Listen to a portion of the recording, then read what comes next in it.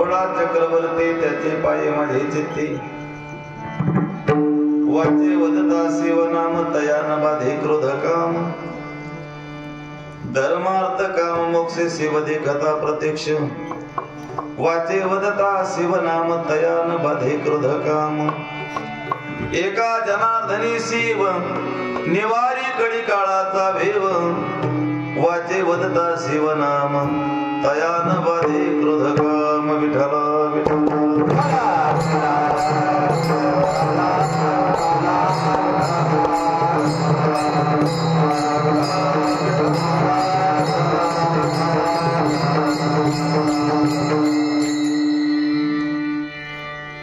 समचरण सर्वजन सांद्र निलांब धावम जगनने तपाने मंडन मंडनानाम तरुण तुलसे माला कंधरम कंज नेत्रम सदैव बलास विठ्ठलम चिंतयामि पांडुरंगा करो प्रथम नमन दुसरे चरण संतांच्या त्यांच्या कृपादाने कथेचा विस्तार बाबाजे सद्गुरुदास तुका अलंकापुरी रम्य सिंहासनस्थं पदांभोजे तेजस्पुरी प्रदेक्षं विदेन्द्राय देवैस्तदास्तु यमानं समाधिस्थमूर्तिं भजे ध्यानदेवं लोकाभिरामं रणरङ्गधिरां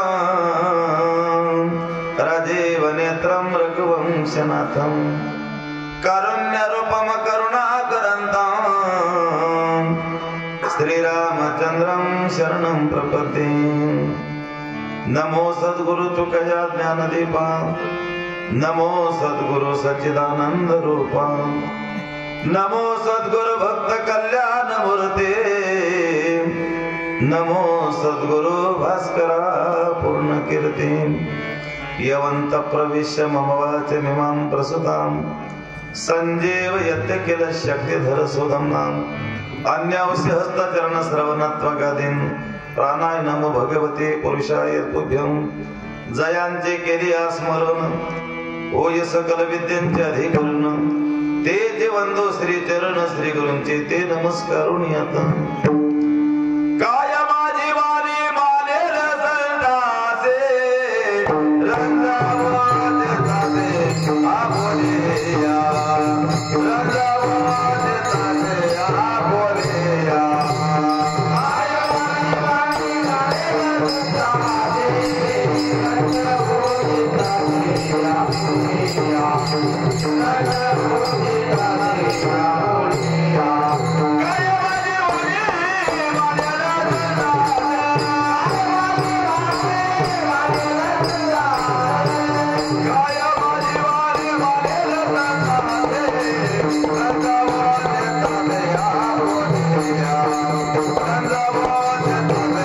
आबोलिया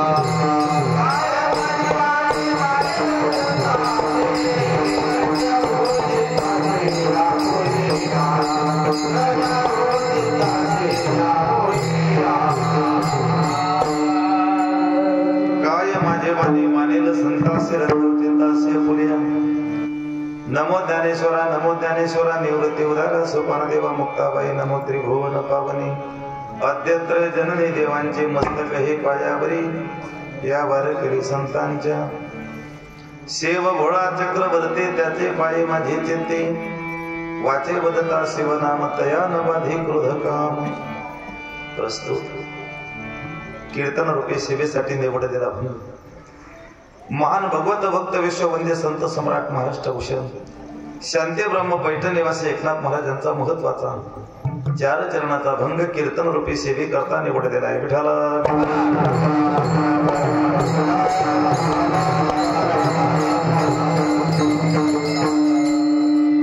अभंगातील प्रतिपाद्य विषय असा आहे की श्री संत एकनाथ महाराज या अभंगाद्वारा भगवान भोलेनाथ शंकरजीचं वर्णन करतायत की भगवान शंकर भोळे आहेत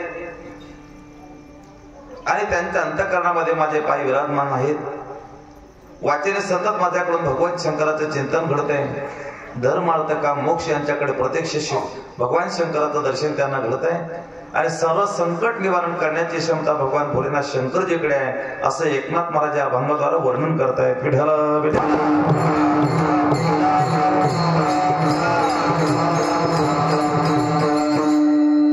भगवंताच्या विठ्ठलाच्या कृपेने साधू संतांच्या आशीर्वादाने भगवान भोलेनाथजी यांच्या पवित्र पारंगणामध्ये आज सेवा करण्याचं सौभाग्य मला प्राप्त होतं. मी माझं परमभाग्य समजतोय. एक जळगाव जिल्ह्यातले पवित्र स्थान, एक पर्यटन सारखं क्षेत्र आणि महान संतांच्या ठिकाणी समाधी आहेत आणि भगवान शंकराचं पवित्र मंदिर आहे आणि विशेष म्हणजे जागृत देवस्थान आहे. आज योगाने पहिल्यांदा सेवा करण्याचं सौभाग्य मला प्राप्त होते. मी वारकरी शिक्षण संस्थेतून 92ला सुटलो आणि जवळजवळ सेवा करण्याचं सौभाग्य आज मला पहिल्यांदा प्राप्त होते. आमच्या दिंडीमध्ये जेही कीर्तनकार आहेत तेही येऊन गेले या ठिकाणी. पायदळच्या वारीमध्ये जे तयार झाले तेही कीर्तनकारी ते येऊन गेले, सेवा करून गेले. पण मला मात्र भगवान शंकराने अशा पवित्र स्थानावरती दिला सेवा की आज त्यांचा उत्सवही आहे आणि त्यांचं व्रतही आहे. अशा पर्व कालाच्या माध्यमातून सेवा करण्याचं सौभाग्य आज माझ्या जीवनामध्ये प्राप्त होत आहे. विठ्ठल विठ्ठल.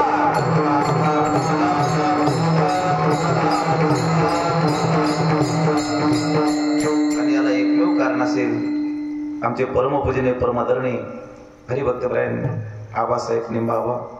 त्याने मला सेवा दिली आणि जवळजवळ बरेच दिवस झाले सेवेला. पिंपळेसी म्हणून गाव आहे त्या ठिकाणी सेवा मला सोपवली त्याने.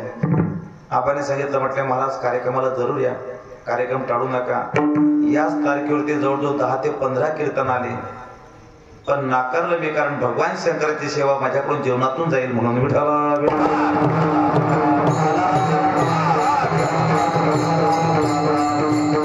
आणि आबासाहेबांचे प्रेम मला त्यावेळेला कळालं की संप्रदायाबद्दल किती तळमळी त्यांच्या अंतःकरणामध्ये. आणि या ठिकाणी पाहिल्यानंतर सर्व भजनी मंडळी ठिकाणी उपस्थित, सर्व गायक वादक गावातली मंडळी, कारण आपल्या घरातल्या गुडघ्याबरोबर बाहेरच्या गुडघ्याबरोबर राहतात ही मंडळी या ठिकाणी लागली आणि फार मोठं एकीकरण. मला पवित्र दिवस आहे, भगवान शंकराचं वर्णन करायचं आहे. पण आज या मंदिराच्या निमित्तानं आपण सर्व संघटित एकत्रित गोळा होतो आणि माणसं जोडण्याची फॅक्टरी आपल्या गावामध्ये असं मला वाटतंय. सर्व माणसांना एकत्रित घेऊन चालण्याची क्षमता आपल्या गावाकडे मात्र मला निश्चित दिसते. एका अधिकाऱ्याने खालच्या अधिकाऱ्याकडे कामकाज दिलं. त्या अधिकाऱ्याने कामकाज लिहिण्याकरता घेतलं पण त्यांना असं वाटलं आपला सुट्टीचा दिवस आपल्या परिवारामध्ये आपण या दिवसाला घालवू. पण वरच्या अधिकाऱ्याने सांगितलं कामकाज सोमवारपर्यंत माझ्या कार्यालयामध्ये हजर करा. त्या साहेबांनी ते कामकाज लिहिण्याकरता घेतलं पण त्यांचा लहान मुलगा पडत आला. म्हटले, दादा मी तुम्हाला मदत करू का? म्हटले, बाळ तुम्हाला काही मदत करणार आहे? वडिलांच्या लक्षात आलं मुलगा ऐकून घेणार नाही म्हणून वडिलांने एका दिवशी नकाशा होता त्या नकाशाच्या बारीक चिंध्या केल्या का बाजूला टाकून दिल्या. सांगितलं, बाळा नकाशाला लवकरात लवकर जोडून आण. वडिलांना असं वाटतं की कागद जोडण्यामध्ये 2-3 तास लागून जातील, तोपर्यंत आपला कामकाजीकडे आटपून घेऊ. पण मुलगा एवढा बुद्धिवान निघाला की त्या मुलाने 5 मिनिटात त्यात कागद जोडून आणला. वडिलांनी विचार केला देशाचा नकाशा, याच्यावर ते गाव आहे, तालुका आहे, जिल्हा आहे, राज्य आहे. हा देशाचा नकाशा मुलाने लवकरात लवकर कसा जोडला असेल? विचारलं, बाळा नकाशाला तू लवकर कसा जोडला? म्हटले, बाबा त्याच्या पाठीमागे माणसाचं चित्र होतं. पहिल्यांदा मी माणूस जोडला. भारताचा नकाशा केव्हा जोडला गेला मलाही कळलं नाही. आणि तेच गावाची किमया मला वाटते. एक वाक्य वापरू का? आपल्या भावाला जागा करणारा, रावणाने आपल्या भावाला जागा केलं, 6 महिने झोपणारा, त्याचं नाव काय? कुंभकर्ण. त्या रावणाने कुंभकर्णाला विचारलं, कुंभकर्ण तो झोपून काय केलं? कुंभकर्णाने झोपून काय केलं नाही, पण जागे राहून तुम्ही काय केलं? विठ्ठल.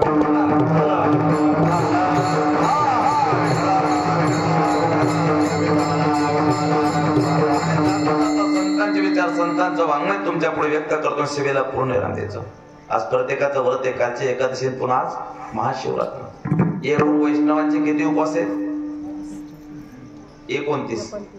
ऐका, रामनवमी, गोकुळाष्टमी, महाशिवरात्र, नरसिंह जयंती किती झाले? 5 झाले. गोकुळाष्टमी, महाशिवरात्र, रामनवमी 3, वामन जयंती, नरजयंती 5 आणि 24 एकादशा. 24 आणि 5 29. त्याचं नाव वैष्णव. विठ्ठल.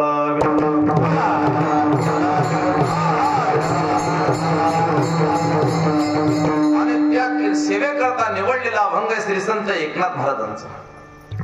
वर्णन करणारे एकनाथ महाराज, ज्याचं वर्णन करायचे ते भगवान भोलेनाथ शंकर जे देव आहे, देव जगाचा. आम्हाला कल्पना करा, एक काशीहून एक पंडित निघाले आणि काशीहून पंडित आल्याबरोबर पैठण सारख्या क्षेत्रामध्ये वळवंटामध्ये पोहोचला. नाथ महाराज गंगेच्या स्नानाला जात असताना नाथांना असं वाटलं की पंडित हे ब्राह्मण आहे, म्हणून त्याच्या पायावर त्यांनी मस्तक ठेवलं. नाथ महाराजांनी त्याला आपण कुठून आलात म्हटले, मी काशीहून आलो. काशीहून म्हटल्यानंतर दुसऱ्यांदा दर्शन घेतलं. अहो पण ऐका ना, मी काशीहून आल्यानंतर माझं दर्शन घेत आहेत, पण माझ्या स्वप्नामध्ये भगवान काशीश्वर विश्वेश्वर भगवान आले माझ्या स्वप्नामध्ये. त्याने पुन्हा दर्शन घेतलं. 2 वेळेला दर्शन घेतलं नाथांनी. पुन्हा सांगितलं माझ्या स्वप्नामध्ये भगवान शंकर येऊन त्यांनी सांगितलं की नाथ महाराजांकडे शिखंडाच्या वेशामध्ये भगवान परमात्मा 36 वर्षापासून काम करतोय. नाथ महाराजांनी विचार केला, माझ्याकडे भगवान आणि 36 वर्षापासून काम करतोय. श्री एकनाथ सदने माझोजे हे सर्वे कामे करीतो, सो करे चंदन घासे गंगेचे पाणी कावडीने भरितो. कावडीने ज्या घरी चक्र पाणी वाहे, अनन्य भक्ती भावी निळा वंदे त्याचे पाय. की जगाच्या मालकाने माझ्याकडे काम करावं म्हणून नाथ महाराज पुन्हा पुन्हा मात्र दर्शन घेतायत. आणि मागे ज्यावेळेला नाथ महाराज आपल्या घरी आले तर त्या ठिकाणी भगवान अदृश्य झाले. भगवान परमात्मा त्यांना दिसले नाही. जवळजवळ देवाने 36 वर्ष काम करावे नाथांकडे. 12 वर्षाचे 3 तप आहेत. 12 वर्ष द्रौपद धरलं, कीर्तनामध्ये चाली म्हटल्या. 12 वर्ष चंदन उघडण्याचं काम केलं आणि 12 वर्ष काय केलं, कावडीने परमात्म्याने पाणी पाहिलं. असे श्रीसंत एकनाथ महाराज आणि जगाच्या मालकाचा योगायोगाने त्यांचं वर्णन करतायत. वर्ण विषयाची किंमत वर्णन करणाऱ्यावर अवलंबून आहे. वर्णन करणारे एकनाथ महाराज आहेत, ज्याचं वर्णन करायचं ते आराध्य दैवत भगवान भोलेनाथ शंकर जे आहेत. आणि भक्ताचा महिमा फक्त भक्तच जाणू शकतो. भक्ताचा महिमा भक्ताची जाणारे, दुर्लभया गते आले गाते, दुर्लभया गते आले गाते.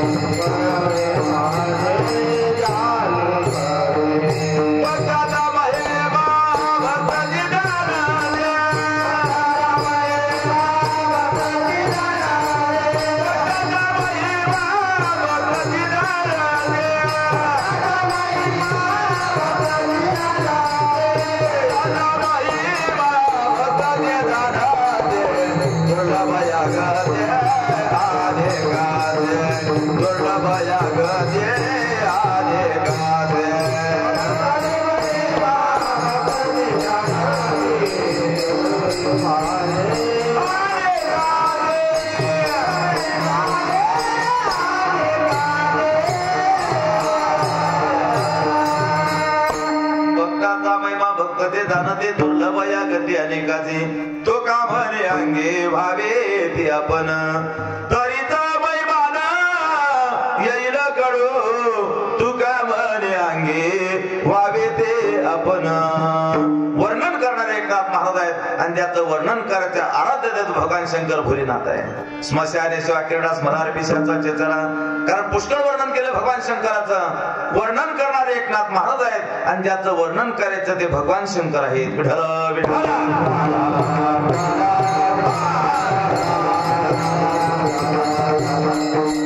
बरं, अनेक भगवान शंकराचे भगवत भक्त जन्माला आले आणि भगवान शंकराची उपासना करायला अनेक भक्त. पहिला भक्त कोण असेल, भगवान शंकराचा उपासक कोण असेल तर त्याचं नाव रावण. हा म्हणजे भगवान शंकराचा पहिला भक्त ठरला. रावण सामान्य काम नाही. जवळजवळ 3 नवग्रहाच्या पायऱ्या करून राहतोय. 33 कोटी बंदीशाळेत आहेत. भगवान शंकराकडनं त्याने आत्मलिंग प्राप्त करून घेतलं. एवढा वैभव संपन्न राजा जगाच्या पाठीवर रावण होता, पण त्याचं वर्णन जगद्गुरु तुकोबाराने केले.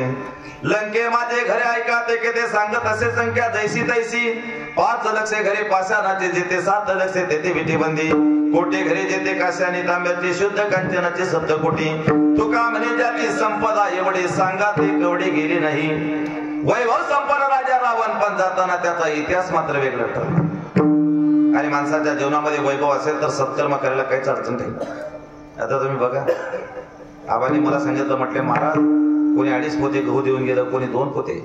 आज दान धर्म करण्याकरता लोकांची प्रवृत्ती.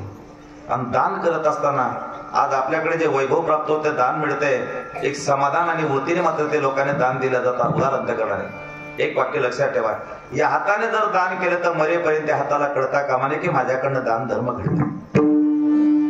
तुमच्या मुलाबाळाने तुम्हाला नाही खाऊ घातलं तरी चालेल, ज्या हाताने तुम्ही दान केलं जातं मरते समय त्या हाताचं बोट जरी टाकलं तरी तुमची तृप्ती होईल. एवढी त्या दानात शक्तीने ताकद तयार होते. हे नाही कळलं तर सोडून द्या. पण ज्या वेळेला माणसाकडे संपत्ती राहते, ज्या वेळेला माणसाकडे संपत्ती राहते त्यावेळेला त्याला देण्याची इच्छा होत नाही. ज्या वेळेला त्याला द्यावंसं वाटतं त्यावेळेला त्याच्या हातात काहीच राहत नाही. हे बी नाही कळलं तर हे बी सोडून द्या. अनेक वाक्य घरावरती संग्रहित लिहून टाका.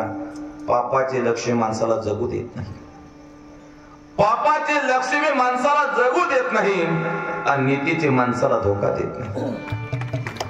महाराज जोडवण्या धन उत्तम विवारी उदास विचारी वीच करी उत्तमची गती तो एक पावेन उत्तम भोगीन जीवखानी.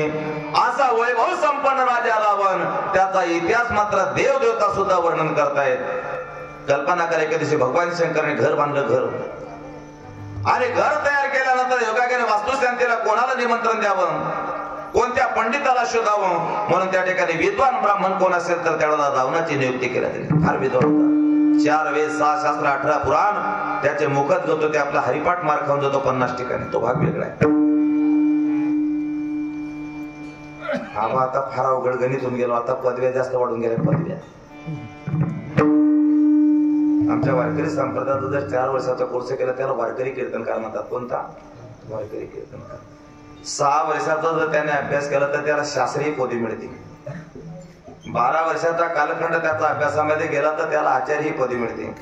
आचार्य म्हणजे स्वयंपाकरणे आचार्य पदवी. 14 वर्षाचा कालखंड त्याचा अभ्यासामध्ये गेला तर त्याला वेदांत वाचस्पती संज्ञा मिळते. 24 वर्षाचा कालखंड त्या माणसाचा अभ्यासामध्ये गेला तर त्याला एक पद मिळतं, महंत ही पदवी मिळते. किती वर्षानंतर? 24 वर्षानंतर. आपल्या याच तालुक्यात या टोटला पिंपरी सिंगच्या बाजूला एक गोरखेडा नावाचं गाव आहे. त्या ठिकाणी मात्र एक महामंडलेश्वर होते. त्यांचं नाव लोकेशन स्वामी. लाखो शिष्य त्यांच्या वृंदावनामध्ये होते. आणि आपल्या वारकरी संप्रदायाचे विठ्ठल महाराज चौधरी मोठे बाबा त्यांना भेटण्याकरता गेले. मोठे बाबांना पाहिल्याबरोबर साष्टांग प्रणिपात केला. त्यांनी नमस्कार केला. त्या शिष्याने विचारलं, गुरु महाराज तुम्ही आमचे गुरु आहेत, तुम्ही भगवे वस्त्र परिधान केले का? पांढऱ्या पोशाखाला माणसाला तुम्ही का नमस्कार करता, का वंदन करता? म्हणे मी तुमचा निष्ठा गुरुच आहे, ते माझे महागुरु आहेत. त्याने जर मला हा मार्ग दाखवला नसता त्या पदापर्यंत पोहोचलो नसतो. 24 वर्षानंतर जे पद मिळतं त्याचा नाव महंत ही पदवी मिळते. अरे ज्यांचं वय 24 आहे तेही म्हणतं तो भाग वेगळा आहे. आणि 32 वर्षाचा कालखंड ज्यावेळेला त्या माणसाचा अभ्यासामध्ये जातो त्यावेळेला त्याला एक पद मिळतं, शंकराचार्य पदवी मिळते 32 वर्षानंतर. तसा वेदवान पंडित कोण असेल तर त्याचं नाव रावण होतं. आणि भगवान शंकराने पूजे करता त्याला बोलवल्यानंतर रावण वेद म्हणायला लागला. वास्तुशांती निमित्ताने पूजा करतोय. भगवान शंकर म्हणते की वा रावणा, वा रावणा. आणि रावणावरती योगाने भगवान भोलेनाथ शंकरजी प्रसन्न झाले. भगवान शंकर विचारतायत, रावणा माग काय मागायचं असेल तेवढं आज देण्याकरता मी समर्थ आहे. वैभव संपन्न आहे, जगाचा मालक आहे आणि अधिष्ठान जगतावरती माझा असल्यामुळे आज तुझ्या मनामध्ये जी इच्छा असेल ते माग मी तुला देण्याकरता समर्थ आहे. म्हटले भगवान शंकर देणार? म्हटले देणार आहे. मागा तुम्हाला काय मागायचं असेल तेवढं मागा. म्हणजे ज्या घराची वास्तुशांती करतोय ती वास्तूच माझ्या ताब्यात देऊन टाका. ते घरच माझ्या नावावर करून टाका. त्याचं नाव आहे लंका. लंका मागून घेतल्याबरोबर भगवान शंकर म्हटले तथास्तु रावणा, जा तुझ्या मात्र आता पनोतीला सुरुवात झाली. याचा अर्थ ज्याची पूजा केली तेच रावणाने मागून घेतले. त्याचा नाव लंका कुबेराकडे. चला, असा वैभव संपन्न राजा रावण तो भगवान शंकराचा भोलेनाथ शंकरचा भक्त प्राप्त झाला. एके दिवशी त्याच्या समुद्राच्या स्नानाकरता जात असताना समुद्राचं स्नान करायचे आणि ते माता परत यायची. आणि भगवान शंकराचं योगाने लिंग तयार करायची. त्या समुद्राच्या काठावरती त्याची पूजा करायची. माता कैकेशीला सांगितलं, कैकेशी एक काम कर, आता तुझ्या मनामध्ये जी मात्र इच्छा असेल ते प्रगट कर. या वाळूचं लिंग बनवण्यापेक्षा मी आज जगातलं जे लिंग आहे भगवान भोलेनाथ शंकर जे कैलासामध्ये ते तुला प्राप्त करून घेऊन येईल. आणि भगवान शंकर तिथून निघाले कैलासामध्ये. आता खूप आनंद वाटायला लागला की प्रत्येक जण भगवान शंकराच्या मंदिराकडे वळले असतो. वडनगरी म्हणून गाव ते 15 लाख लोक होते तिथं. वडनगरीला काय क्रांती त्या बाबाची बिचारायची. पूर्वी भगवान शंकराचे मंदिर बंद होते.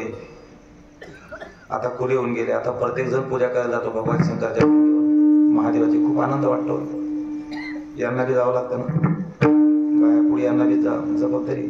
आणि तो पशुपती उपासाला अजून तो बी करावा लागतो. पाच सोमवार काय असेल कोणता, पण मला माहित नाही. पण ते भगवान शंकर विठ्ठला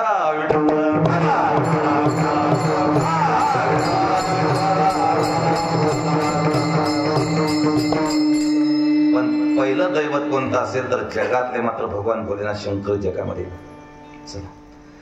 आणि कैकसीच्या माध्यमातून भगवान शंकर यांच्या पर्यंत रावणाला त्याने उपासना केली आणि फलश्रुती प्राप्त झाल्यानंतर ते लिंग प्राप्त करून घेतलं भगवान शंकराच्या माध्यमातून रावणाने. आणि ज्यावेळेला लिंग घेऊन निघाला त्यावेळेला देवदेवतांना चिंता पडली की काय करा. रावण जर या मृत्यू लोकामध्ये लिंग घेऊन गेला तर कैलासामध्ये वातावरण काय राहील. इंद्राने विचार केला का हरकत नाही. गणपतीला आज्ञा केली की गणपती एक काम कर, रावणाच्या रस्त्यामध्ये तो बाधा टाकण्याचं काहीतरी काम कर. आज लोक बाधा कुठे निर्माण करतात. कोणत्याही झाडाला लोक दगड मारत नाही. कोणत्याही झाडावर लोक दगड मारत नाही. ज्या झाडाला फळं राहतात त्या झाडावरती लोक दगडांचा वर्षाव करतात.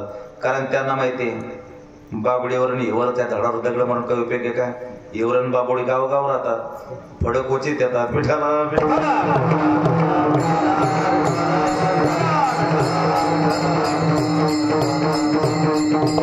आणि आबाजी एक महत्वाचं वाक्य लक्षात ठेवा. ज्या दिवशी लोक आपला संघर्ष करतील समजा आपण परमार्थाकडे पहिलं टाकलेलं पाऊल आहे.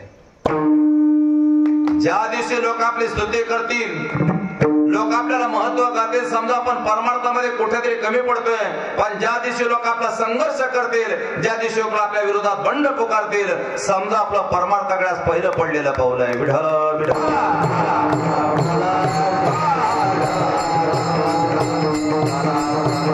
परमार्थिक साधन आपल्याला देवा करता करायचे. समाजाकरता कधीच परमार्थिक जीवनात साधन करे. देवा करता करायचे आपल्याला. देवासाठी घेऊन येतो अवघा भोग तेजीला. आणि भगवान शंकर योगाकडे प्रसन्न ते पिंड योगाकडे त्यांच्या हातात दिली रावणाकडे. आणि त्याच्यामध्ये गुराख्याच्या वशामध्ये गणपती बाप्पा अडथळा निर्माण करण्याकरता उभा आहे. तेवढ्यामध्ये लघुशंका निर्माण केली रावणाला. आणि लघुशंका निर्माण झाल्याबरोबर रावण विचार करतोय बेचैन अवस्थेमध्ये रावण काय करावं. आता मला लघुशंका निर्माण झाली. याच्यातून कोण हे लिंग पकडणार, कोण घेऊन चालणार. अशा वातावरणामध्ये गणपतीराय त्या ठिकाणी हजर झाले. गणपतीला हाक मारली, आवाज दिला त्याने रावणाने, हे गणपतीकडे. गणपती बाप्पा गुराख्याच्या वेशामध्ये आलेले गणपती बाप्पा त्या रावणाच्या जवळ आले. आणि रावणाने त्यांच्याकडे लिंग दिलं, पिंड दिले. सांगितलं हे पिंड मात्र खाली टेकवायचे मी लघुशंका करेपर्यंत. रावण लघुशंकेला तिकडे बसला. पण गणपती बाप्पाने विनंती केली होती मी 3 वेळेला आवाज दिल्यानंतर नाही आला तर ही लिंग टेकून मी निघून जाईल. एक आवाज दिला, 2 आवाज दिला, पण लघुशंकाच अशी निर्माण केली होती देवतांनी की रावण उठू शकत नव्हता. आणि 3ऱ्या आवाजाला ते लिंग होतं ते खाली टेकवलं आणि गणपती बाप्पा गुरे घेऊन पडून निघून गेले. रावण लघुशंकर उठला, पाहत होता लिंग मात्र खाली दडलेल्या समुद्राच्या काठावर. त्याला उपटण्याचा प्रयत्न केला पण रावणाकडून ते लिंग वर निघालं नाही. शेवटी आईला विनंती केली की आई आज माझ्या जीवनामध्ये असमर्थ ठरलोय, याच जागेवरती आणि पूजा कर. ते भगवान शंकराकडून आत्मलिंग प्राप्त करून घेण्याची क्षमता कोणाकडे असेल तर त्या रावणाकडे. आणि प्रसन्न होणारा दैवत लवकरात लवकर योगा करण्याचे मनामध्ये इच्छा असेल ते देण्याचं सामर्थ्य फक्त भगवान शंकर भोलेनाथ मध्ये आहे. आपलं पवित्र स्थान आहे. एकाने भगवान शंकराची उपासना केली, दोघं डोळ्याने आंधळा आहे, तपश्चर्या करतोय. आणि भगवान शंकराचे अनुष्ठान तपश्चर्या चालू असताना भगवान शंकरजी त्याला प्रसन्न झाले. वरमरे मागा, तुम्हाला काय मागायचं असेल तेवढं मागा. तपश्चर्या करण्याकरता आंधळा बसलाय. ज्याचं तप करायचं तो भगवान भोलेनाथ शंकरजी आहे. आणि भगवान शंकर प्रसन्न विचारतायत वरमरे मागा, काय मागायचं असेल तेवढं मागा. म्हटले भगवान देणारे का. म्हटले देण्याकरताच नाही. एक काम करा, माझ्या नातवाच्या डोक्यावर ते मला राजछत्र पाहण्याची इच्छा आहे. पहिल्यांदा भगवान शंकराचं लग्न करून द्यावं लागेल. कोणाचं? आंधळ्याचं. पुन्हा त्यांना मुलगा होऊ द्यावा लागेल. पुन्हा त्या मुलाला मुलगा झाला पाहिजे आणि तो मुलगा एखाद्या देशाचा राजा बनला पाहिजे. राजा बनून समाधान नाही, त्याच्या डोक्यावरती राजछत्र असावे पाहण्याकरता पहिल्यांदा बाबांना दृष्टी असावी. जर बाबांना डोळे नसतील तर त्या नातवाच्या डोक्यावर तर राजछत्र बाबांना पाहता येणार नाही. एका वाक्यात अनेक मागण्या आहेत. तसं श्रीसंत एकनाथ महाराज सांगतात की भगवान हा कसा आहे हे जगद्गुरु श्रीसंत एकनाथ महाराज या अभंगाच्या पहिल्या चरणात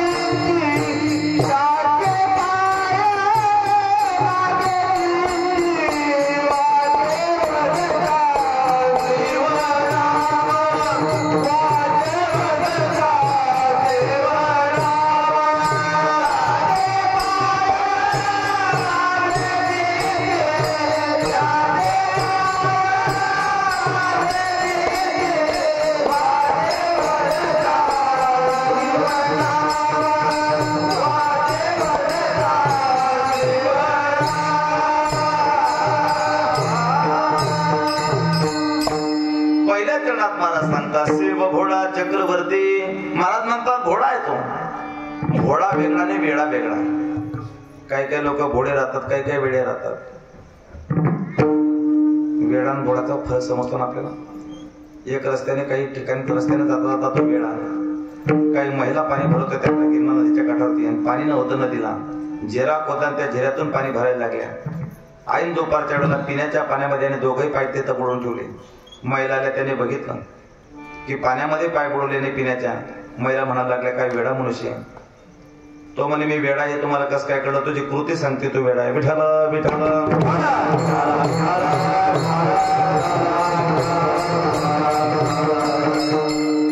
एक वेड्यांचं हॉस्पिटल 100 वेडे एका हॉस्पिटलमध्ये.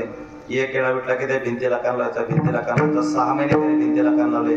डॉक्टर साहेबांच्या लक्षात आला उठला की भिंतीला कान लावतो. डॉक्टर साहेबांनी तिकून भिंतीला कान लावला आणि डॉक्टर साहेब त्याच्याजवळ गेले. म्हटले का रे तू 6 महिन्यापासून भिंतीला कान लावतो काय ऐकतोय. तो म्हणे मला 6 महिन्यात ऐकू आलं तुम्हाला एका दिवसात कसं काय ऐकू येईल म्हणे. विठाल विठाल.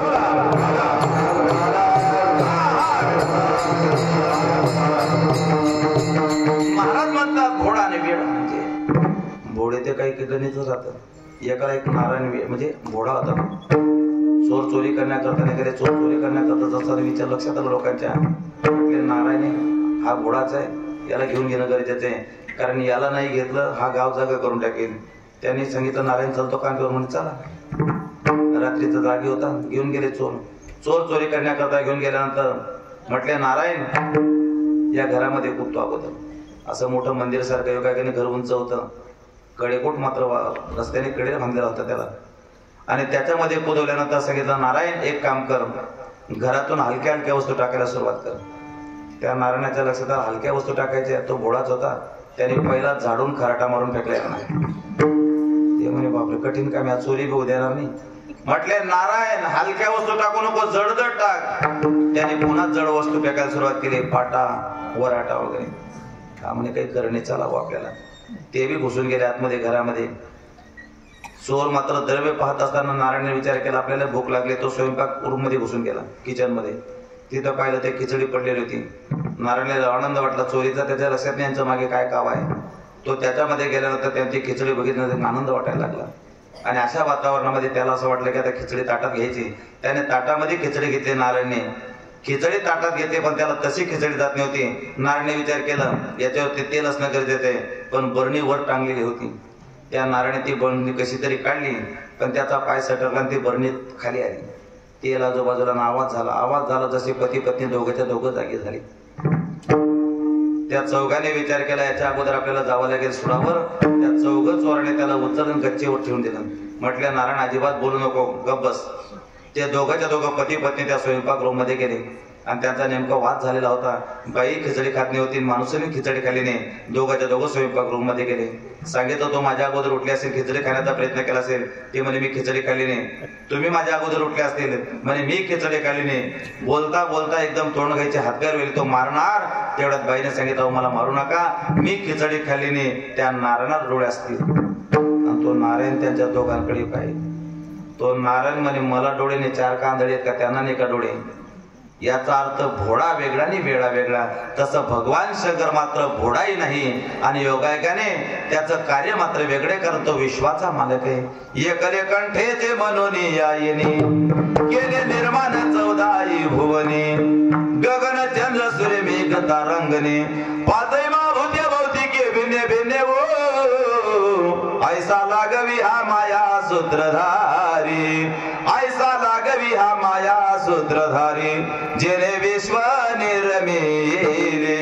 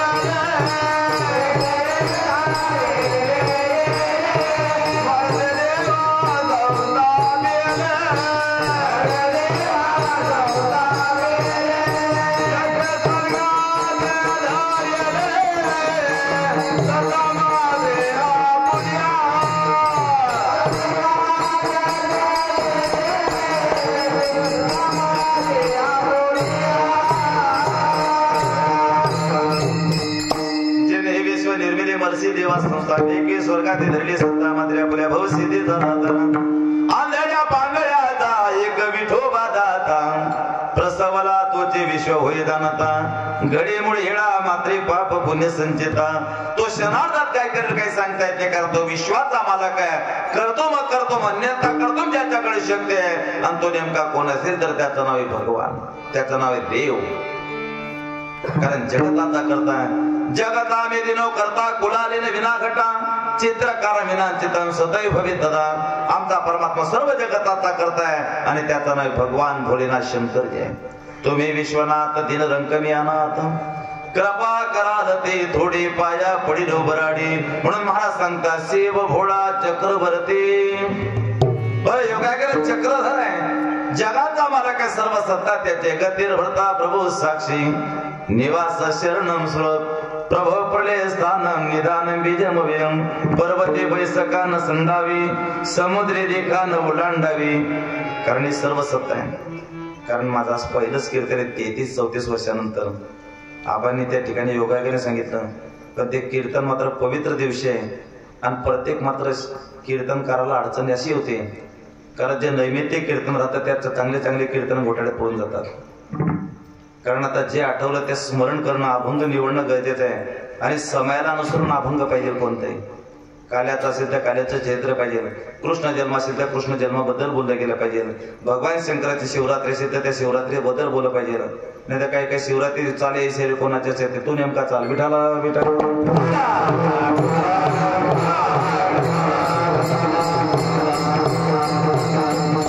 कारण आमच्या वारकरी संप्रदायाची परंपरा आहे.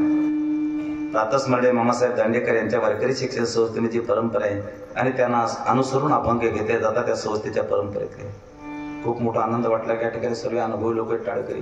नाही तर आता व्हॉट्सअपच्या युट्यूबच्या माध्यमातून कठीण काम होऊन गेले. इतकं कठीण काम होऊन गेलं म्हणजे कठीणच काम आहे. न बोललेलं बरं. चला म्हणून अनुभवी लोकांची गरज आहे. बऱ्याच ठिकाणी अनुभवी लोक लागतात बरं का दादा. पूर्वी संबंध जोडायला सुद्धा कोण लोक द्यायचे? अनुभवी लोक द्यायचे. संबंध जोडायचे त्याचे गोत्र वगैरे सर्व काय असेल नसेल नाते गोते सर्व बघायचे नंतर तो संबंध जोडायचा. आता गुणावर अवलंबून सर्व. एका ठिकाणी लग्न ठरलं नवरीच्या आजोबाने सांगितलं म्हटले बाबा लग्नाला येत असताना सर्व तरुण लोकांना लग्नाला घेऊन या म्हाताऱ्या माणसाला लग्नाला आणू नका. आणि जर म्हातारा मनुष्य लग्नाला येत असेल तर रद्द होईल. आता लग्ना करतात तरुण लोक सर्व तयार झाले. बरं लग्नालाही कोणी कोणाकडे जात नाही कारण तयारी नवरदेवाला तेवढी करावी लागते. कारण ज्याचे रात्री खोके त्याचे सकाळी होके. ज्याचे नाही कोके त्यांनी कुकडे विधी कशी अवस्था. सर्व तरुण लोक त्या गाडीमध्ये आयसर मध्ये बसून गेले. 80 वर्षाचा बाबा म्हणे मला लग्नाला यायचं म्हणे. या बाबा. 80 वर्षाच्या बाबाला एकट्याला बसवलं. सर्व तरुण लोक लग्नाच्या मंडपात. नवरीच्या आजोबाने सांगितलं लग्नाला वेळ आहे, आपण यांची थोडीशी मस्करी करावी. नवरीच्या आजोबाने सांगितलं तुम्ही लग्न करता तरुण लोक आले का? म्हटलं सर्व तरुणांना आणलेलं आहे. म्हणे म्हातारा एकही नाही. म्हटले म्हातारा एकही माणसाला आणलं नाही. म्हणे आमच्या लग्नाची अटी समजून घ्या पहिले. म्हणजे पहिली अट कोणती आहे? म्हणे तुम्ही नवरीला घेऊन जाणार आहे का? म्हटले हो. म्हणे दुसरी अट जे लग्नाचं अंधन तेही तुम्ही बरोबर नेणार का? म्हटले हो.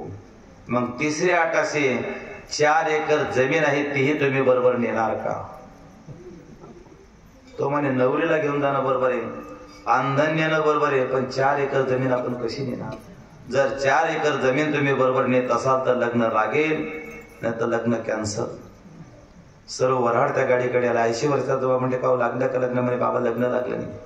बाबा म्हणे मी येतो. 80 वर्षाचा बाबा मंडपात पोहोचला. नवरीच्या आजोबाला विचारला सांगा तुमची पहिली अट कोणती आहे? म्हटले तुम्ही नवरीला घेऊन जाणार का? बाबाने सांगितलं नवरीला नेणार. लग्नाचं अंधन तेही बरोबर नेणार का? म्हटले लग्नाचं अंधन आहे मी बरोबर नेणार. 4 एकर जमीन तीही बरोबर नेणार का? 80 वर्षाच्या बाबाने छातीला हात लावून सांगितलं 4 एकर जमीन आहे मी बरोबर नेणार. माने 4 एकर जमीन तुम्ही कशी बरोबर नेणार? तुमची जमीन या लग्न मंडपामध्ये घेऊन या, आम्ही जमिनीला गाडीत घेऊन जातो. तो म्हणे पहिले नवरीला घेऊन जा. विठाला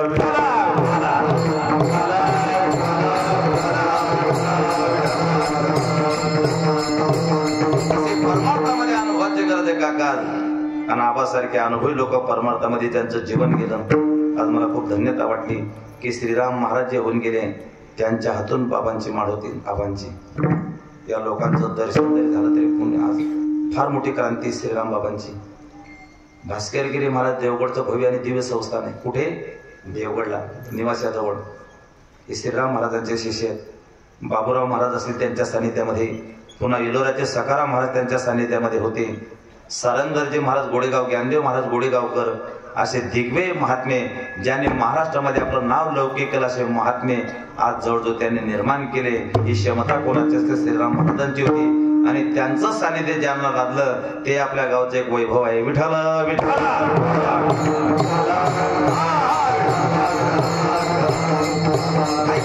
महाराजांनी वापरलं शिव भोळा चक्रवर्ती. बरं भगवान शंकर ज्याला प्रसन्न व्हायचा त्याला लगेच होत आहे. भगवान शंकराने एका व्यक्तीवर जबाबदारी सोपली. त्यातनं भस्मासूर त्याला सांगितलं बाबा आज प्रत्येकाच्या ठिकाणून स्मशानमध्ये भस्म घेऊन ये. कोणी मेलं की त्याचं भस्म आणायचं आणि भगवान शंकर त्या मेलेल्या माणसाचं भस्म आपल्या कपड्याला लावायचे. कोणी लोक मरत सापडत नव्हते. कोरोना येतच नव्हता. त्याच्यामुळे लोकांचा शोध घेऊन घेऊन थकून गेला. भस्मासूर परत निघाला. म्हटले भगवान शंकराला भस्म मिळालं नाही. भगवान शंकर त्याला वर दिला की बाबा एक काम कर, ज्याच्या डोक्यावर त्या हात ठेवशील तो पहिल्यांदा भस्म होऊन जाईल. आणि हे सोप आहे. प्रत्येकाच्या डोक्यावर हात ठेवल्यावर तो भस्म व्हायचा. आणि एके दिवशी भगवान शंकर याने भस्म सांगितल्याबरोबर भस्मासूर निघाला. तेवढ्यात नारद महर्षी आले. श्रीमन्नारायण नारायण श्रीमन्नारायण नारायण श्रीमन्नारायण नारायण नारायण श्रीमन्नारायण नारायण नारायण. नारद महर्षींचा अहंकार करत करत योगाग्याने नारद महर्षी आले. आणि महर्षी नारद आल्याबरोबर नारदाने योगाग्याने बघितलं त्या भस्मासुराकडे. भस्मासूर आपल्याकडे धावत येतो. अंगावरती हात ठेवणार. तेवढ्यात नारद महर्षीने सांगितलं म्हटले भस्मासूर कुठे निघाला? म्हटले भस्मा घेण्याकरता तुमच्या डोक्यावर तुम्हाला हात ठेवायचा. म्हटले माझ्याकडून तुला काय मिळणार आहे? अरे माझ्याकडून विना चिपड्या याच्या पलीकडे तुला काय मिळणार आहे? अरे एक काम कर, जे कैलासामध्ये वास करतात भगवान भोलेनाथ शंकरजी, कदाचित त्यांच्या डोक्यावर जर हात ठेवला ना तुला त्यांचं वैभवही प्राप्त होईल, त्यांची धर्मपत्नी तुला प्राप्त होईल आणि तो वैभव संपन्न राजा होशील. ज्याने वर दिला त्याच्या अंगावर ते हात ठेवण्याकरता अगोदर. भस्मासूर जसा धावत धावत निघाला भगवान शंकराच्या डोक्यावर ते हात ठेवण्याकरता, ज्याने वर दिला त्याच्या डोक्यावर हात ठेवण्याकरता निघाला. शेवटी भगवान विष्णूने मोहिनीचा अवतार धारण केला. समुद्रातून 14 रत्न बाहेर पडले. त्याच्यातून साक्षात मोहिनी निघाली. त्या मोहिनीला प्रश्न पडला भगवान विष्णूला आता काय करावं? याला रोखणं गरजेचं आहे. तेवढ्यात त्या मोहिनीने मोहिनी रूप धारण केल्यानंतर त्याच्या वाटेमध्ये आले भस्मासुराच्या. तिने मोहित केल्याबरोबर शेवटी नृत्य करता करता तिने कमरेवर हात ठेवले त्या मोहिनी अवतारामध्ये भगवान विष्णूने. आणि शेवटी आपल्या डोक्यावर ते दोघं हात. मोहिनीच्या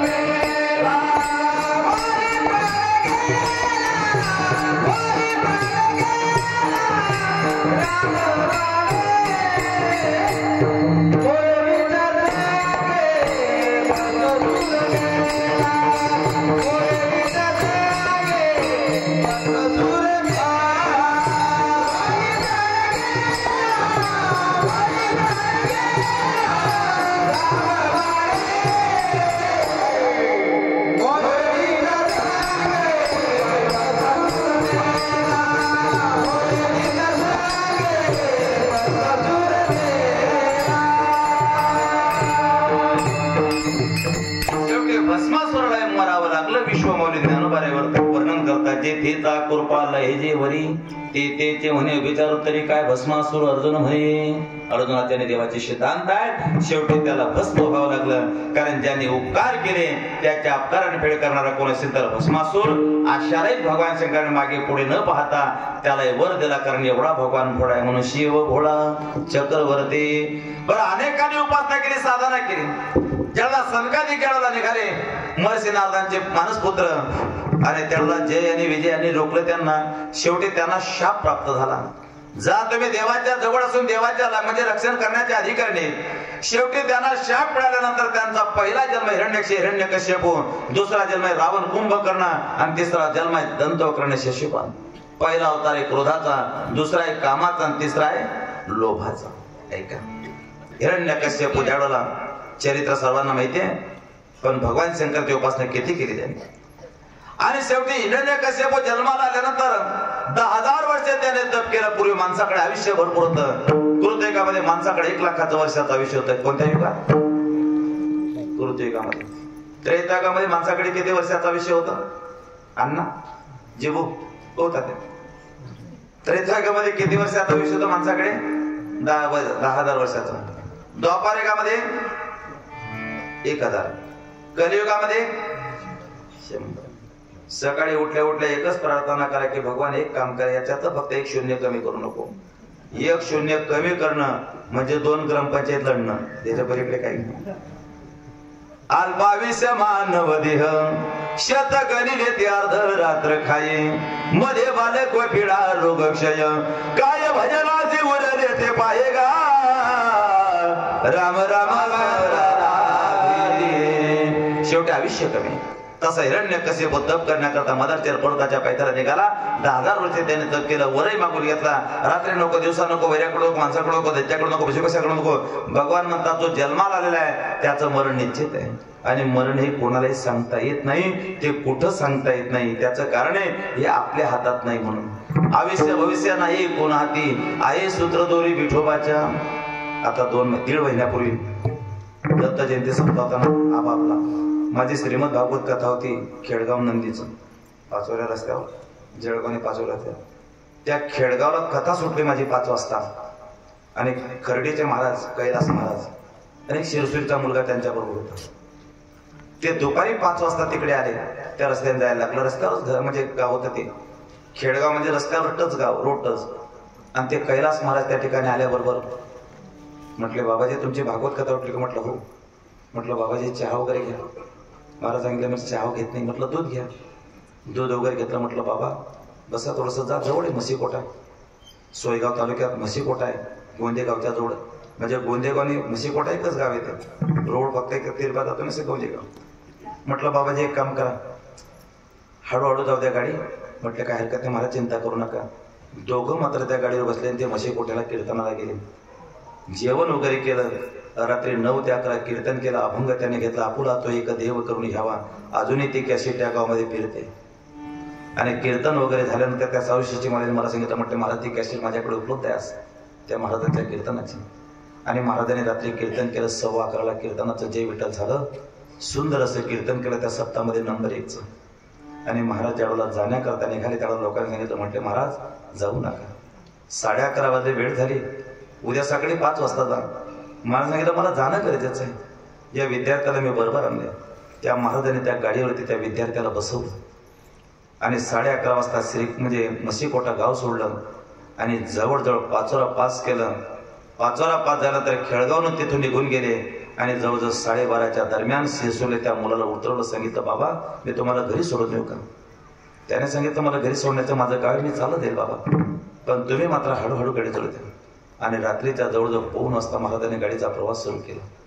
एकटाच व्यक्ती तरुण पोलगा 24-25 वर्षाचा त्या मुलाचं वय होतं.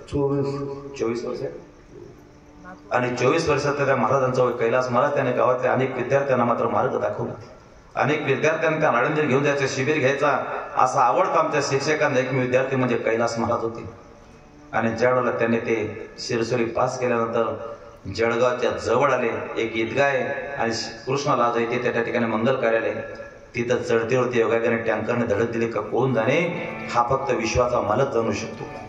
आणि रात्रीच्या 1 वाजता त्या मुलाला मागच्या चाक योगाने त्या मुलाच्या अपहरण घेतलं. मुलगा जागेवर ठार होण्यापूर्वी त्याचा श्वास होता. आणि रात्रीची जी गाडी होती पोलीस स्टेशन डिपार्टमेंटची गाडी, ते राऊंडची गाडीने त्यांनी बघितलं. विद्यार्थी पडलेल्या कोणीतरी बघितलं. कीर्तन करायला हॉस्पिटलमध्ये ऍडमिट केलं. पुढे काय घडलं मलाही सांगता नाही, पण त्याचा श्वास जवळजवळ विश्वाच्या मालकाने 4 वाजेपर्यंत रोखून धरला आणि त्याची प्राणाची ज्योत मावळली.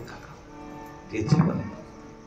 कीर्तनकाराचं जीवन तो मृत पंचव्यासीन परिकीर्तिता दरिद्र व्याधी तो मृगो प्रवासी नित्य सेवका. हे 5 लोक जिवंत स्विमिल्या जमाय त्या जवळजवळ कीर्तनकाराचा नंबर निश्चित आहे. आणि त्या माध्यमातून भविष्य आपल्या हातात नाही, आयुष्य आपल्या हातात नाही. हा फक्त जाणारा कोण असेल तर विश्वाचा मालक आहे. आणि म्हणून त्या विश्वाच्या मालकाचं योगायोगाने अनेकांनी वर्णन केलं. श्री संत एकनाथ सांगतात, शिव भोळा चक्रवर्ती त्याचे पाय माझे चित्ती. प्रत्येकाच्या अंतःकरणामध्ये त्याचे पाय असणं गरजेचे आहे. माझे चित्ता तुझे पाय, माझे चित्ता तुझे पाय.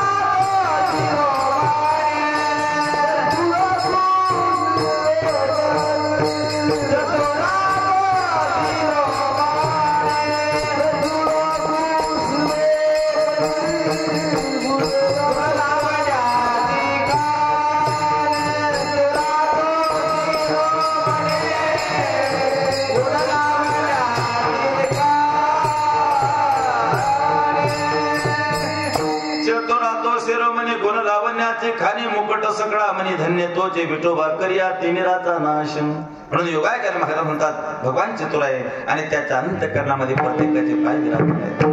कंठे प्रेम दाटे नेने लोटे हृदय प्रगटे रामरूप. राधिकेने आपल्या जीवनामध्ये परमात्म्याचे पाय आपल्या अंतःकरणामध्ये विराजमान केले. श्री राधिकायाम हृदयारविंदे पादारविंदाम विराजते मे. शेवटी राधिकेने परमात्म्याचे पाय आपल्या अंतःकरणामध्ये विराजमान केले. काही लोकांना देवाकडे जावं लागतं आणि काहीकडे भगवान स्वतः चालत जातात. काही लोकांना देवाकडे जावं लागतं आणि काहीकडे भगवान स्वतः चालत जातात. सुदाम्याला देवाकडे जावं लागलं आणि शबरीकडे भगवान चालत गेले. विठला विठला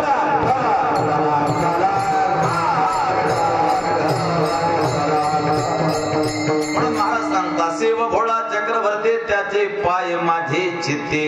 त्याचे पाय माझ्या चित्तामध्ये विराजमान करणं गरजेचं आहे. आणि म्हणून महाराज म्हणतात त्याचं जीवनामध्ये पाय जर विराजमान माझ्या अंतःकरणामध्ये विराजमान झाले तर शेवटी वाचेला त्याचा मला छंद लागला जाईल. अभंगाचं दुसरं चरण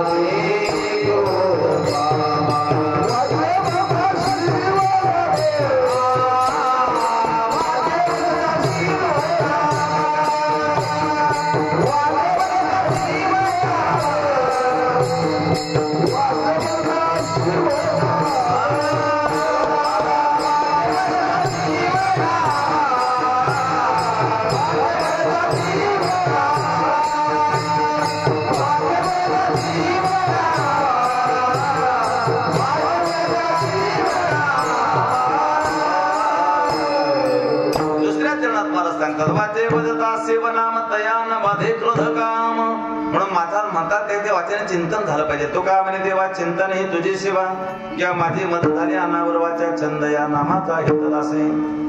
हरे राम हरे नाम एव केवलम करो नास्तेव नास्तेव नास्तेव गतिरम्यतः. या कलियुगामध्ये प्रभुसाधन देवाचं नामच चिंतन आहे. सदा नामघोष करू हरिकथा तेने सदा चित्ता समाधान सुखे शिव ब्रह्मानंदा गाऊ राम नाम सदा लोहे मग बाधा काढत यमाचे करू वसुदेव स्मरण. म्हणून महाराज म्हणतात की वाचेने नामात चिंतन घडलं पाहिजे. तुकोबाऱ्यात सांगतात माझ्या वाचाला त्याचा छंद लागलाय. माझी मदत झाली अनावर वाचा छंद या नामाचा घेतला से. छंद या नामाचा म्हणून महाराज म्हणतात माझ्या वाचाला भगवंताचा छंद लागलाय म्हणून वाचे वदता शिवनाम त्याचं सतत मी चिंतन करेल. कारण भगवान शिव आणि भगवान विष्णू यांच्यामध्ये भेद नाही. हरिहरा भेद नाही नका करुवाद एक एकाचे हृदय गोडी साखरेच्या ठे. म्हणून महाराज म्हणतात रात्रंदिवस चिंतन सांगितलंय. ज्ञानोबाने तर पुढे जाऊन सांगतात परिदया आपासी पांडवा मी हरपरा घेवसावा जे नाम घोष वरवा करीती माझा. सतत नामात चिंतन सांगितलं आणि सतत मुखात भगवंताचं चिंतन येणं गरजेचं आहे. वाचेत मात्र भगवंताचं नामस्मरण राहणं गरजेचं आहे. तुकोबारे सांगतात महाराज म्हणतात नुसतं वाचेत नाही आमचा धंदाच तयार झाला. दिन रजने आचे धंदा गोविंदाचे कुवाडे. म्हणून महाराज म्हणतात वाचे वदता शिवनाम. कारण भगवान विष्णू परमात्मा त्या शंकराचं भजन करतोय आणि शंकर आमच्या रामाचं भजन करतोय. विठ्ठल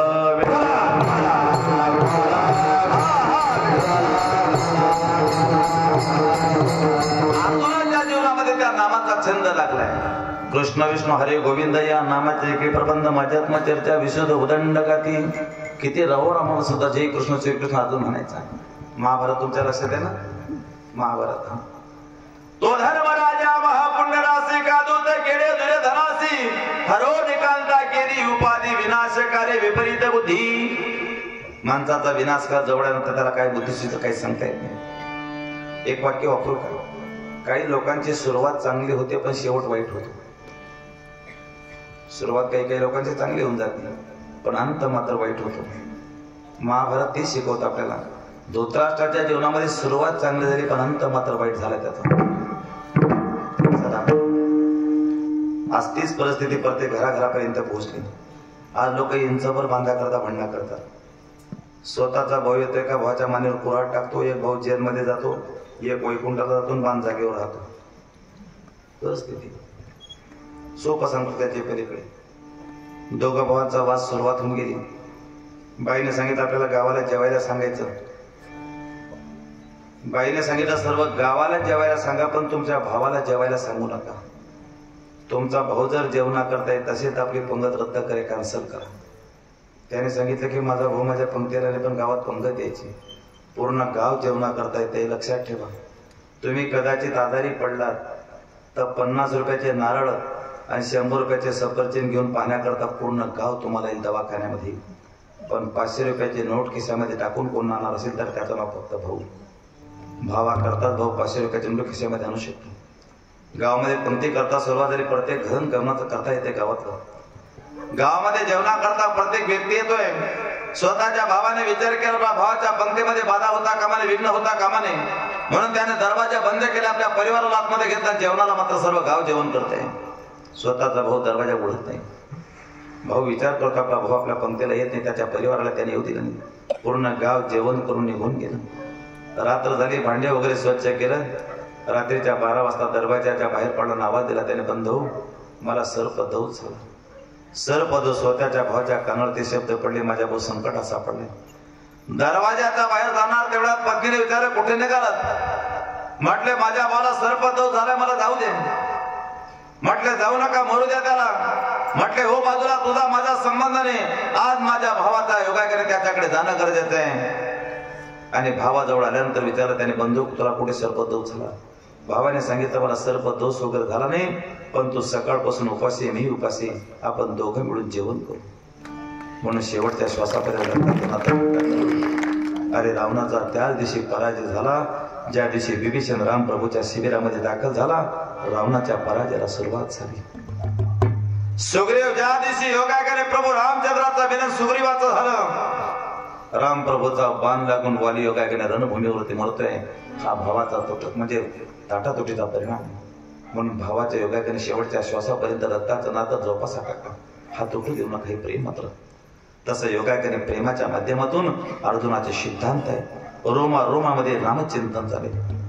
श्रीकृष्ण गोविंद हरी मुरारी नाथ नाम, रात्र दिवस नामचिंतन सांगितलंय. तसं महाराज म्हणतात त्यांच्या वाचाला तोच छंद लागलाय. वाचे वदता शिवनाम. एक रामायणाचा 2 मिनिटात प्रसंग. नामस्मरणामध्ये किती ताकद आहे. भगवान मर्यादा पुरुषोत्तम प्रभू रामचंद्र पंचवटीमध्ये गेल्यानंतर सीता मातेचं हरण झालं आणि सीता मातेच्या शोधार्थ राम लक्ष्मण सीता निघाले. पण का घडलं? पंचदशीमध्ये विद्यानंद स्वामी सांगतायत, अवश्यम भावी भावानाम प्रतिकार भवी दिदी नल रामिदेशी यांना सुद्धा कर्म टळलं नाही. कर्म का लिखना होता सही, लिखने वाला झुटा नाही, लिखने वाला झुटा नाही. त्या कर्मामध्ये कोणी बदल करू शकत नाही. आणि ज्यावेळेला राम प्रभू सीता मातेच्या शोधार्थ निघाले आणि प्राण्याने योगाकडे झुंज दिली त्याच्याबरोबर. कोणाबरोबर? रावणाबरोबर. 13 दिवस लढला एक पक्षी. काय त्याच जटाऊ जटाऊ 13 दिवस. आणि रावणाने विचारलं, का रे बाबा तू पशुजातीमध्ये असताना तू युद्ध कशा करता करतोय? मला राम प्रभू भेटणार आहे त्याच्याकरता मी युद्ध करतोय. अरे तुला जर राम प्रभूची भेट व्हावी याच्याकरता युद्ध करतोय, माझे तेच कारण आहे. मी सीता मातेला एवढ्या करता घेऊन निघालोय की जेणेकरून रामप्रभू आमच्या लंकेमध्ये येतील, आमच्या संपूर्ण कुळाचा उद्धार करतील. त्याकरता मी सीता मातेला घेऊन चाललोय. तुझा वेगळा जरी मार्ग असेल पण आपल्याला भगवान भेटण्याकरता आपली दोघांची तळमळ एकच आहे. पण सांग तुझं मरण कशात आहे? म्हटले दोघं पंख छाटल्यानंतर दोघं पंख छाटले. रावणाने रक्ताच्या थड्यामध्ये त्याला ढकलून दिलं. रावण आकाश मार्गाने सीता मातेला घेऊन निघून गेला. आणि त्या जागेवर त्या रक्ताच्या थड्यामध्ये त्याने सुरुवात केली, श्रीराम जय राम जय जय राम, श्रीराम जय राम जय जय राम, जय श्रीराम जय जय राम, श्रीराम जय राम जय जय राम, श्रीराम जय राम जय जय राम, श्रीराम जय राम जय जय राम, श्रीराम जय राम जय जय राम, श्रीराम जय राम जय जय राम. भगवत चिंतन करतो आणि जगाचा मालक त्याच्या जवळ आला. लक्ष्मणाने परमात्मा त्याच्या जवळ आल्यानंतर सारखं मुखातून राम नामाचा ध्वनी चालू आहे. परमात्मा विचारत लक्ष्मणा कोण आहे? पाहिलं तर पक्षी आहे. रक्ताच्या थड्यामध्ये पडलेला प्राणी त्याला उचल लक्ष्मण. जगाच्या मालकाने त्याला मांडी दिली आणि सांगितलं लक्ष्मणा जगातले जेवढे तीर्थ असतील तेवढे एकत्रित गोळा कर. या जटावच्या चोचेमध्ये पाणी टाकायला सुरुवात कर. पण जटाव काका पाणी पिळत नाही. श्रीराम जय जय राम, श्रीराम जय जय राम. शेवटच्या श्वासापर्यंत राम नामाचा ध्वनी चाललाय. काही विचार आपण बी राम नामाचा ध्वनी करतो. आपल्या बी जीवनात राम नाही येत नाही. कारण काही लोकांच्या तोंडात रामच येत नाही. कारण त्याने रामाचा वारस लागू देत नाही. काही एखाद्याला विचारता बाबा तुम्ही काही खाता का? चहा घेता का? सफरचंद वगैरे म्हणे नाही. दूध वगैरे म्हटलं अजिबात नाही. बरं नड्या म्हणजे ठेवायच्या नाही. बरं झाला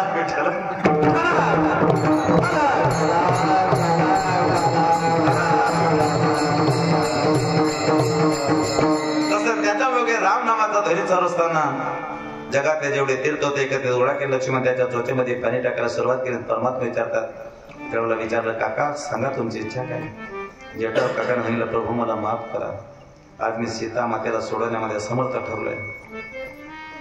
सीता मातेला रावण लंकेच्या दिशेने घेऊन गेलाय. प्रभू विचारतात काका मागा काय लागत असेल मागा. सलोकता समीपता सायुजता स्वरूपता जे मुक्ती लागत असेल काका मी मुक्ती देण्याकरता तयार आहे. काकाने सांगितलं मला मुक्ती नको आहे. मला पाहिजे ती योगाने परमात्म्याची चिंतनाची सेवा. परमात्म्याच्या मांडीवरती मला मरण इच्छित आहे. जटाव काकाने प्राणाची ज्योत मावळली. जगाच्या मालकाने त्याला अग्नी संस्कार दिला. 13 दिवस त्याचं सुतक पडलं. जे सौभाग्य राजा दशरथांना प्राप्त झालं नाही एका पक्षाला ते नामाच्या जोरावरती त्याला प्राप्त होत आहे. म्हणून महाराज म्हणतात तुम्ही त्याचं मुखात नामचिंतन का करू नये. वाचे वदता शिवनाम तयान बाधी क्रोध काम. माणसाच्या जीवनामध्ये क्रोधही मात्र बाधू शकत नाही आणि कामही त्याला पचाळू शकत नाही. विठ्ठल विठ्ठल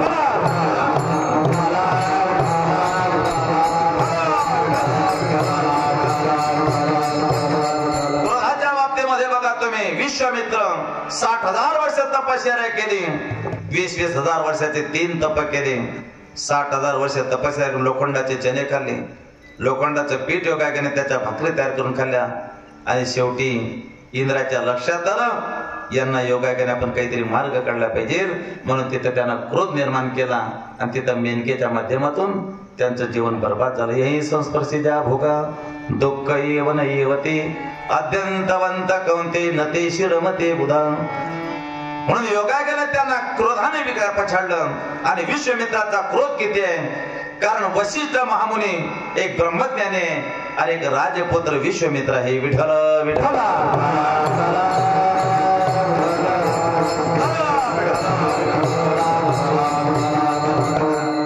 क्रोध किती त्यांच्या अंतःकरणामध्ये. कारण पूर्वी ऋषी मुनी योगाकडे शाप द्यायचे कारण यांचा क्रोध होता. आणि कामाच्या बाबतीमध्ये सर्वांना माहिती. इंद्राप्रदे भगे चंद्र झाला काळा. नारद चुकला चाडा भजनाचा. इंद्रांगे सहस्र भगे नामामने विषय संगे. यही संस्पर्शे ज्या भोगा दुःख येव नैवती अत्यंतवंत कंती न ते शिरमती बुधा. भोगा न भुक्ता वैमेव भुक्ता तपो न तप्ता वैमेव याता. योगाने भोग आपल्याला भोगत त्याचं भोगत आपल्याला रोगी बनवत आहे. भोगा न भुक्ता वैमेव भुक्ता तपो न तप्ता वैमेव तप्ता कालो न याता वैमेव याता.